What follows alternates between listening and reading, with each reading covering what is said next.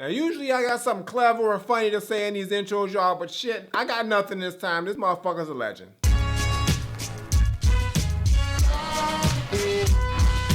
What's going on, everybody? It's the Granddad of Granddad Wooly, and you are here again for another edition of CDK Studies. Today, we're going to the book and talking about one of the most iconic, legendary hip-hop artists and MCs of all fucking time. This motherfucker's Mount Rushmore level. This motherfucker's gonna go down in history books when it's all said and done. Ain't nobody can deny or fucking just you can't deny this motherfucker's legendary status, his skills, his impact, none of that shit. This motherfucker is solidified as a hip-hop god. And we are gonna talk about some of my favorite albums from the one, the only, the nasty one himself, Nas. So we're gonna go open the book right here. And like I said, we're gonna talk about some of my favorite Nas albums. Now here we go, y'all. I'm gonna get this out the way real quick. I don't own Illmatic. I don't. I was 6, nigga. I didn't know shit about that. I was too busy trying to learn how to color in between the lines, not listen to New York State of Mind. I'm sorry. Don't get mad at me. I didn't own that shit. Actually, the first 4 Nas albums. So Illmatic, it was written. I Am, Nostradamus, nope, didn't hear any of that shit growing up. I didn't know. I mean, I heard the singles when it was on the radio, and then the fucking videos, but shit, I didn't cop the album. I really didn't get into Nas until around 2001 when Stillmatic dropped, because when Stillmatic dropped, that's when the song, Got Yourself a Gun, that shit dropped. That was my shit, y'all. And then Ether dropped, and then the whole thing with Jay-Z, and I was like, oh shit, okay, Nas, I'm seeing you right now. But even then, I didn't personally go out and cop Stillmatic, but Nas was on my radar, and my sister's boyfriend at the time, he owned that shit, and I played the shit out that album until he said, get that shit back, nigga, that's my Nas album. You can't have it, you can't burn it, don't touch the shit, it's Stillmatic, that shit is fucking fire, and that's my fire. So I was like, cool, I don't want the shit anyway. I was done listening to, I wasn't done at all, I was still bumping that shit. But I didn't actually cop my first actual Nas album to the one that dropped after that, and that's this motherfucker right here. We are talking about Godson. And this shit dropped in 2002, and this is my first Nas purchase that I ever fucking got. And I'm telling you right now, this is one of my favorite Nas albums, probably just because of that, but it has a lot of dope songs on here. Of course, it's got the track Made You Look. That song dropped, oh my God, that song was so fucking hard. That song was so fucking dope. And then, on top of that, you got the songs I Can. It was a motivational shit. Like, I knew I could be whatever I wanted to be because Nas said so. You also had tracks like Get Down and Thug's Mansion and Book of Rhymes and Last Real Nigga Alive and Heaven. I mean, this shit was fucking crazy. And as far as features, there weren't too many on here, but there was some dope features on here. He had the Bravehearts, of course, that was his crew back in the day, as well as Tupac. Well, it was like a remix of the Thug's Mansion song, but Tupac's on that motherfucker. Khalees on there, you know, that was wifey at the time, so Khalees had to be up on that shit too. You also have singers like Julie Black and Claudette Ortiz, as well as Alicia Keys, and they all came through and did some crazy fucking things on the feature tip. And the production on here was crazy too. They had Salaam Remi, Alchemist, Eminem, Ron Browse, Alicia Keys even did some shit on here, Nas himself too, as well as many others. And I think this is a dope fucking album, one of my favorite Nas albums. I just like the approach of this album, I like the sound of this album. I just like Nas's lyrical wordplay on this album. I mean, it's just a dope fucking album, and I like the way that it starts and it ends. It's got a lot of bangers on here. It's got a lot of real just introspective tracks on here. And Nas just does what Nas does. So if you have not heard Godson, it's one of my favorite Nas albums. The first Nas album that I actually copped because I had money at the time and I became a full Nas fan at that point. Like Stillmatic made me a Nas fan, but I didn't have the money to get Stillmatic. So I was like, yo, I worked my way to get this one. And from that point on, I was a full-fledged Nas fan. And I went back, like years later, y'all, I did go back and listen to the first 4 albums. I just never actually physically copped them. I got them on the digital tip, so don't get fucking mad at me that I don't have these fucking albums. But this is the one that started off, and a dope fucking album, I have to say, and you gotta check this one out for sure. Next time I'm gonna talk about, y'all, is not the next one chronologically in the discography, but I do own that one. That one's called Street's Disciple. It's got some cool tracks on there. I like the track Unauthorized Biography of Rakim. That's probably my favorite on there, and it's actually a double disc album, but they got the songs Virgo on there. They got the songs Thief's Theme on there. There's a lot of dope tracks on there, so it's like, check that out if you are a fan of it. I do have it though. It's burned copies though. I had the original, but I don't know what the fuck happened to it, but I backed them up, so there we go. That's those motherfuckers. But the next album that I'm gonna really talk about is an album that I think is probably one of my, I gotta say it's another one of my favorite Nas albums. This shit's fucking crazy. And the crazy thing about this is it actually dropped after Jay-Z and Nas actually kind of, you know, got on the same page and it became cool.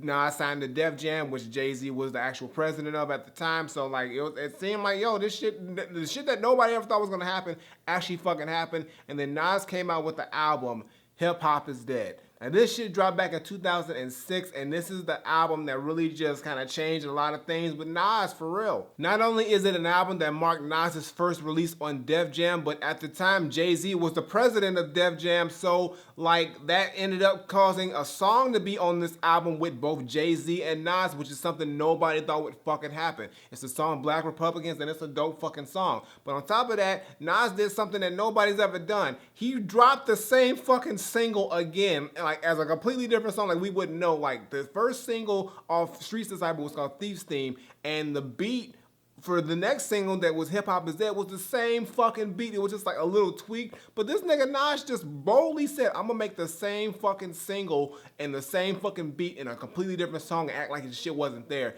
And the shit was still fucking dope. But it's also tracks like Money Over Bullshit, Where Are They Now, Carry On Tradition, Who Killed It, Hope. I mean, it's a lot of fucking dope tracks on here. And as far as the production is concerned, this is probably one of Nas's best produced albums, because Nas got a lot of flack for picking beats. Well, he really couldn't pick beats, as that what he got the flack for, because they said he was terrible at beat selection. But on this album, he picked some pretty solid beats on here, and he got some really good producers on here as well. He's got LES, Dr. Dre, Scott Storch, Kanye West, Will.I.am, Salaam Remi, as always, but they all come through with some really dope beats on here. And as far as features, he had Jay-Z, like I said, of course, but also Kanye West, Chrisette Michele, Khalees, Game, Marsha Ambrosius was on this motherfucker. Snoop Dogg was on this motherfucker. A lot of dope big names on this album, because like everybody was like, yo, hip hop is dead? Nah, since when? Let me get up on this shit if the shit's dying so I can be there at the funeral, goddammit. This is a really dope fucking album, and just by the name of it, Nas was getting into his whole controversial title thing, and this is the first controversial title that he had to really get attention towards his album, and the shit fucking worked, because it was a dope album. It had a lot of momentum. He had just signed to Def Jam. He had a song with Jay-Z, and I mean, everything worked out, and this album actually did fairly well. I think it went gold. I think it went platinum. I know it got a plaque. I don't know if it's gold or platinum, but the shit fucking sold. So if you have not heard Hip Hop Is Dead, definitely check out this album. One of my favorite Nas albums, and it was sort of like a turning point in Nas's career, because he just kind of started to go in a new direction, and he had a new life, and everything was just going well for the dude, because he went over to Def Jam and things were going well. So hey, check out this fucking album. It is fucking dope. Definitely one that stands out. And hey, it's got him and Jay-Z on the goddamn song. That shit would have never fucking happened if, like, I mean, shit, this made it happen. This shit made it happen. And the last time I'm talking about y'all is the album that Nas dropped after Hip Hop Is Dead, and he just took it to a whole new level with the controversial titles and shit. And this shit had so much controversy and flack before the shit even dropped, just based off the title. Like, when it released, it was called Untitled, but the original name of the album was supposed to be Nigga. Like, Nas was really gonna call an album Nigga and drop the shit, and he almost fucking made it.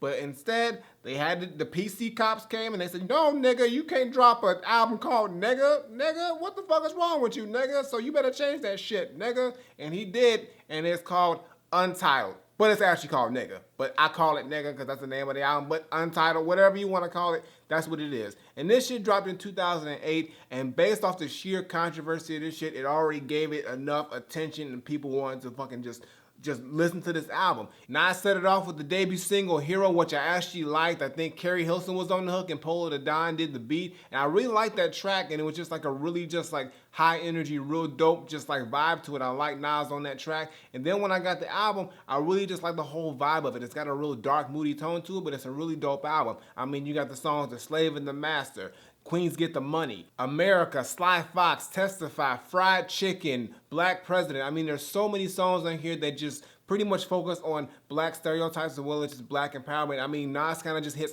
all these spectrums and all these levels when it comes to black culture, and he does it so well because Nas he's just at home with that type of stuff, and he really just showcases it well on this album. And the production on here also seemed to get a little bit more better too. Like Nas was getting a better ear for beats because like I said, he had Polo the Don on here. He also had DJ Toomp. He had Mark Ronson. He had Salaam Remi again. Of course, you always gotta get that nigga Salaam Remi. He also had DJ Green Lantern, and Jay Electronica also produced the song on here. The first song on here was done by Jay Electronica. And as far as the features are concerned, he had a lot of dope features on here. He had The Last Poets, Chris Brown, The Game, Busta Rhymes, Carrie Hilson. I mean, they all came in and did some really dope things on this album, and I just really think that this is a very standout Nas album. And let me tell you a story time about this album, y'all. So I feel a little bad about this now, but at the time I thought it was funny as shit because I was an ignorant ass nigga. But when this album dropped, I was a little upset because they changed the name from Nigga to Untitled, because like, I really wanted to see Nas see this vision through and just like really make that statement, and they just stopped it dead in its tracks, so they had to change it to Untitled because they wouldn't drop the album if he kept the same name. So when I went to the store to go cop the album, I think I went to an FYE at the mall. I was in Indiana at the time. I was with my homeboy Jason, and we went there, and I thought it would have been funny to just call it by its real name. So I went to the counter. It was this like teenage like white girl. I don't know who. She didn't know what she was about to get into. And I went to the counter. And I asked her, "Do you have the Nas album, Nigger?" And when I said that shit, she stopped. Her face was like, "Huh?" I said, "Do you have the Nas album, Nigger?" And then she was like, "Was that the name of the album?" I was like, "Yeah, can you look it up in the system?" So like she like literally legit looked it up, and she was so uncomfortable right at that moment because like, and I thought it was the funniest shit. And then she was like, "I'm sorry, we can't find that album, but there is a new Nas album called Untitled." I was like, "Yeah, that's the album called Nigga. They just changed the name." And she was like, "Oh, well, it's over there." So I copped the album, but like at the time when I did it, like I was like, I don't know why, she was just in the line of fire, and I felt bad. I thought it was funny at the time, but I felt like a dick afterwards because like, yo, she ain't know nothing about this. She's just working at FYE making $7.50 an hour, just trying to get by, and she deals with some ignorant ass dude asking about the Nigga album that she never knew dropped. And now, you know, she's sitting there feeling uncomfortable typing in the words and shit that she ain't need to type in. But I did still walk out with that album satisfied with my purchase because I was like, yo, I'm ready to bump this new Nas album. And when I got it and I copped it, the shit was fucking fire. And yo, it's one of my favorite Nas albums. Regardless of the fact of how I got the shit, I mean, I felt bad. If I ever saw her again, I'd probably apologize. Probably fucking not. But that's gonna do it for today's CDK studies, y'all. Hope you enjoyed me talking about some of my favorite albums from Nas. And like I said, this dude is a legend. He's got like 10 plus albums in the game. Well, 10 regular albums, and you got collabos and all that shit. But he's got a lot of fucking work in the game. Of course, you gotta check out Illmatic. And of course, It Was Written, I Am, Nostradamus, Stillmatic, all the albums I talked about. And even Life Is Good, the one that he dropped late, that was his last album he dropped. And thanks to DJ Khaled, apparently a Nas album is done. So we're going to get a new Nas album in the pipeline soon. I hope soon, because I need some new Nas in my life. And like, he's just a fucking legend. He will go down in history books as one of the greatest of all time. Undoubtedly. And if you don't fucking believe that, you fucking stupid and stop listening to hip hop, because this dude's just got, I mean, he made Illmatic. That's all he has to say. I made Illmatic, and you just gotta shut the fuck up because you can't say nothing about that. Previous videos on the side, some fucking where, you know what I do, as well as my latest single. Check that out, show us some love. And as always, Twitter, Facebook, SoundCloud, Instagram, links in the description below, and subscribe. Button on the screen, button below, CDK studies twice a week, as well as Wooly reviews. Check that shit out, and the gaming channel. And if you're into anything and want your shit spotlighted, info below. And I ain't got nothing more to say. So until next time I take my leave, Granddad, Nas, the CDK study, yo, this dude is a legend. And like I said, he made Illmatic, so you can't say shit because of that. Like, you can't. Like, that album is just like up there. You can't deny it. I'm out of here.